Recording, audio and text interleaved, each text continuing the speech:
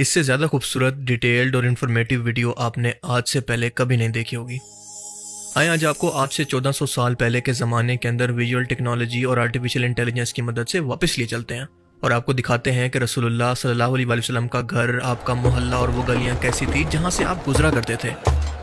یہ ویڈیو مدینہ میوزیم کے اندر سعودی گورنمنٹ نے لوگوں کو ایجوکیٹ کرنے کے لیے بنائی ہے، جو کہ ظاہر ہے کہ انٹرنیٹ پر اویلیبل نہیں ہے کیونکہ اس کو ٹکٹ بھر کر دیکھنے جانا پڑتا ہے، پر یہاں پر آپ اس کو فری دیکھ سکتے ہیں۔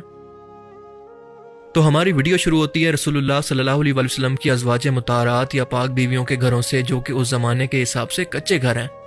پہلا گھر جو آپ کو ویڈیو میں نظر آ رہا ہے یہ حضرت زینب بنت جحش رضی اللہ تعالیٰ عنہ کا ہے، جن کا تعلق قریش کے قبیلہ اسد بن خزیمہ سے تھا، اور ان کی والدہ کا نام امیمہ بنت عبد المطلب تھا، جو کہ رسول اللہ صلی اللہ علیہ وسلم کی پھپھی تھی، اور اس لحاظ سے حضرت زینب رضی اللہ تعالیٰ عنہ رسول اللہ صلی اللہ علیہ وسلم کی چچا زاد بہن تھی۔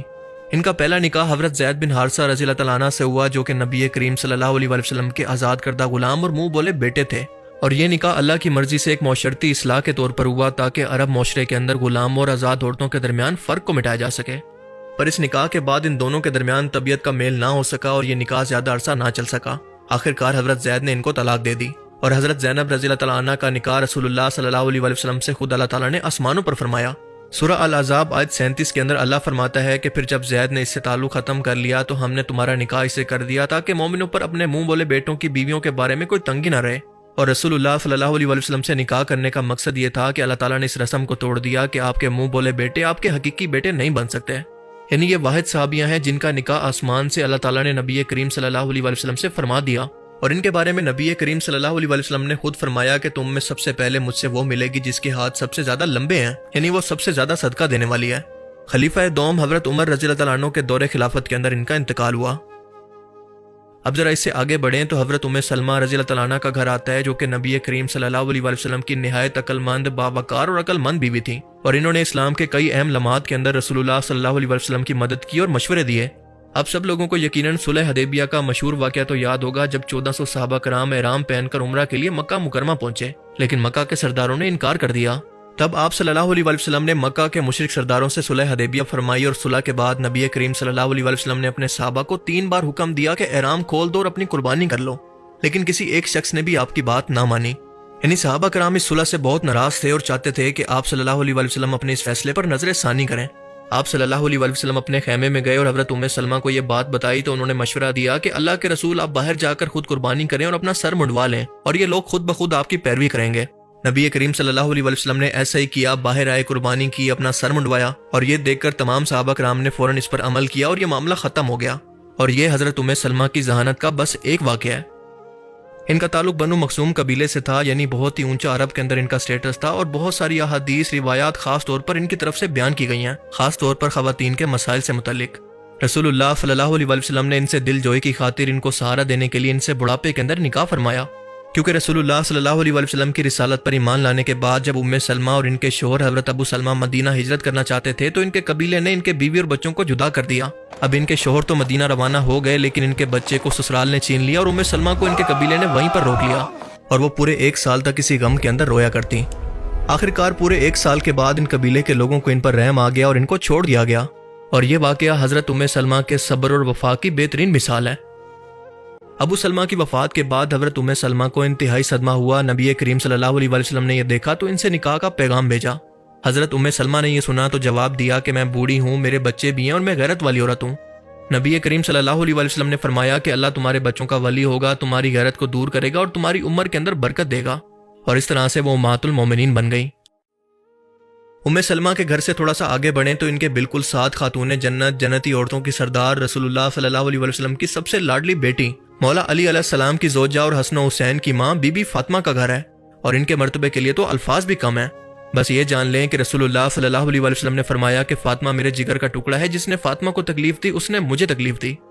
ایک بار جب نبی کریم صلی اللہ علیہ وسلم سے پوچھا گیا کہ آپ کو سب سے زیادہ محبوب کون ہے، آپ صلی اللہ علیہ وسلم نے فرمایا کہ فاطمہ۔ حضرت فاطمہ جب آپ سے ملنے آتی تو رسول اللہ صلی اللہ علیہ وسلم ان کے استقبال کے لیے کھڑے ہو جایا کرتے۔ حضرت فاطمہ کے گھر کے بالکل پیچھے رسول اللہ صلی اللہ علیہ وسلم کی ایک اور زوجہ حضرت سودا کا گھر تھا، اور یہ نبی کریم صلی اللہ علیہ وسلم کی دوسری بیوی تھی، جن سے آپ صلی اللہ علیہ وسلم نے حضرت خدیجہ کی وفات کے بعد نکاح فرمایا۔ حضرت خدیجہ کی وفات کے بعد نبی کریم صلی اللہ علیہ وسلم بہت غمگین تھے، اور حضرت سودا بھی اس وقت بیوہ ہو چکی تھیں۔ वो बूढ़ी, सादा मगर दीनदार और बावकार खातून थी। नबी करीम सल्लल्लाहु अलैहि वसल्लम ने इनसे निकाह फरमाया ताकि घर का निजाम संभालने वाली कोई औरत मौजूद हो और एक नेक और बुजुर्ग औरत को सहारा दिया जाए। हजरत आयशा रज़ियल्लाहु तआला अन्हा फरमाती हैं कि मैंने सौदा से बढ़कर कोई औरत नहीं देखी जो कि सीधी सादी दिल खोलकर सदका करने वाली और अपनी बारी मुझे बख्शने वाली हो। और ऐसा हजरत आयशा ने इसलिए कहा कि जब हजरत सौदा की उम्र बढ़ने लगी और नबी करीम सल्लल्लाहु अलैहि वसल्लम को हजरत आयशा ज्यादा महबूब हो गई तो हजरत सौदा ने अपनी बारी हजरत आयशा को दे दी ताकि वो क़यामत के अंदर नबी करीम सल्लल्लाहु अलैहि वसल्लम की बीवी कहलाने का शरफ हासिल कर पाएं। इनका इंतकाल भी हजरत उमर के दौरे खिलाफत के अंदर हुआ। हजरत फातिमा के घर के बराबर के अंदर दाएं तरफ उम्महातुल मोमिनीन हजरत आयशा का हुजरा था, जो कि रसूलुल्लाह सल्लल्लाहु अलैहि वसल्लम की हजरत खतीजा की वफात के बाद सबसे महबूब बीवी थी। सही बुखारी में आता है कि हजरत उमर बिन आस ने पूछा कि ए अल्लाह के रसूल, आपको सबसे ज्यादा महबूब कौन है? आप सल्लल्लाहु अलैहि वसल्लम ने फरमाया कि आयशा। उमर ने पूछा कि मर्दों में से? आपने फरमाया कि इसके वालिद अबू बकर सदीक। हजरत आयशा ने 2210 से भी ज्यादा हदीस रिवायत की और सहाबा कराम इवन के बड़े बड़े फुका भी इनसे इल्म सीखने आया करते। हजरत उर्वा बिन जुबैर फरमाते हैं कि मैंने किसी को आयशा से बढ़कर कुरान, हदीस, फिक्का, तिब, शेर, नसब और अरब के वाक़यात का इल्म रखने वाला नहीं पाया। जब मुनाफिकीन ने हजरत आयशा पर झूठा इल्जाम लगाया, वाक़या उफ़क हुआ, तो अल्लाह ताला ने सूरह नूर के अंदर कुरान की आयत नाजिल करके इनकी बरात फरमाई। अल्लाह ने खुद फरमाया कि बेशक वो लोग झूठे हैं, यानी अल्लाह ने हजरत आयशा की पाकीज़गी की गवाही दी। नबी करीम सल्लल्लाहु अलैहि वसल्लम ने अपने आखिरी दिन हजरत आयशा के घर पर गुजारे और अपनी वफात से पहले आपका सर मुबारक हजरत आयशा की गोद में था। आप सल्लल्लाहु अलैहि वसल्लम का मसवाक भी इन्हीं के हाथ से हुआ, यानी आपने इसको चबाकर नरम करके रसूलुल्लाह के मुंह में दिया, और ये मकाम किसी और बीवी को हासिल नहीं हुआ। हजरत आयशा के साथ ही बराबर के अंदर हजरत हफ्सा का घर था, जो कि दूसरे खलीफा हजरत उमर बिन खत्ताब की बेटी थी। इनके पहले खामद हजरत उनैस बिन उज़ाफा ग़ज़वा बदर के अंदर शरीक हुए और यहाँ पर शहीद हो गए। हजरत हफ्सा रज़ियल्लाहु तआला अन्हा पढ़ी लिखी और लिखने वाली खवातीन के अंदर शामिल थी और कुरान को महफूज करने वाली हाफजात में से भी थी। उन्होंने कुरान करीम की एक तहरीरी कापी को अपने हुजरे के अंदर महफूज रखा। नबी करीम सल्लल्लाहु अलैहि वसल्लम की वफात के बाद कुरान के जमा किए गए नुस्खे को हजरत हफ्सा के पास रखा गया था और इस तरह से इनका हुजरा कुरान करीम के तहफ़्फ़ुज़ का पहला सरकारी कुतुब खाना भी बन गया। अब बढ़ते हैं हजरत आयशा के हुजरे की तरफ, जिसका 360 व्यू आप देख सकते हैं। 5 बाय 6 मीटर लंबाई चौड़ाई और 2.5 मीटर ऊंचा, जिसके अंदर आप सल्लल्लाहु अलैहि वसल्लम के आराम के लिए बिस्तर मौजूद था, एक पानी का मशकीज़ा, एक चराग और कुछ मामूली सामान था। यही वो मकाम है जहाँ पर नबी करीम सल्लल्लाहु अलैहि वसल्लम ने अपनी ज़िंदगी के आखिरी दिन गुजारे और यहीं पर आपकी वफात हुई और आज भी आप वहीं पर दफन हैं। आज रोज़े रसूल इसी जगह के ऊपर मौजूद है, क्योंकि अंबिया कराम को वहीं पर दफन किया जाता है जहाँ पर इनका इंतकाल होता है। हजरत आयशा के घर का मेन दरवाज़ा खजूर और बांस से बना हुआ था, जबकि घर कच्ची मिट्टी और पत्थरों से बना हुआ था और इसकी छत खजूर की शाखों, ऊन और चमड़े से ढकी हुई थी और बारिश के अंदर यहाँ से पानी टपकने लगता। हजरत आयशा के घर से जुड़ा हुआ एक दरवाज़ा मस्जिद नबवी का दरवाज़ा भी था और ये दरवाज़ा जो आप देख रहे हैं ये वही दरवाज़ा है जो मस्जिद नबवी और घर में आने जाने के लिए इस्तेमाल होता।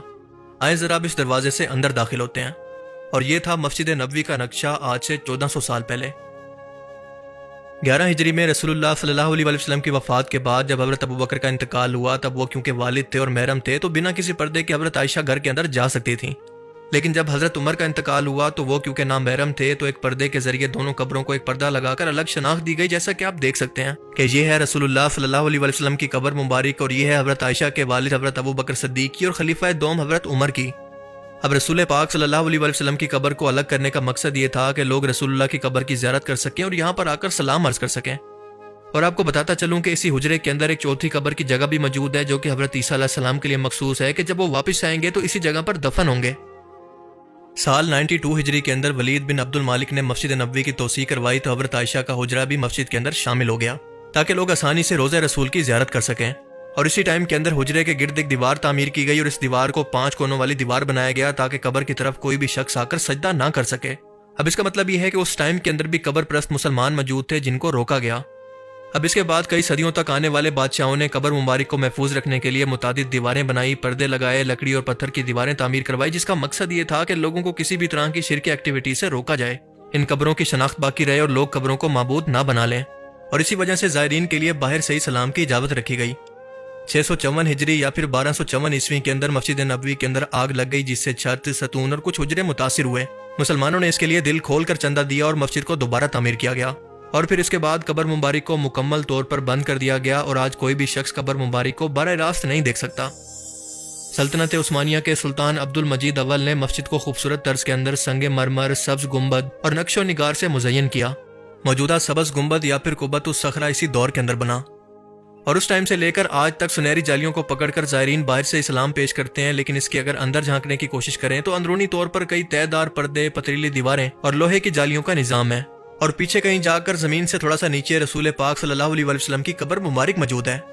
اس پر پوری میری ایک الگ سے ویڈیو موجود ہے، جسے اگر آپ دیکھنا چاہتے ہیں تو یہاں پر کلک کر کے اس کو دیکھ سکتے ہیں۔ تب تک اگر آپ کو میری یہ کاوش پسند آئی تو اس ویڈیو کو ضرور لائک کیجیے، اور اب میں ملوں گا آپ سے ایک ایسی ہی نئی انٹرسٹنگ ویڈیو میں۔ تب تک کے لیے اپنا بہت سا خیال رکھیے گا۔ Thanks for watching this video. اللہ حافظ۔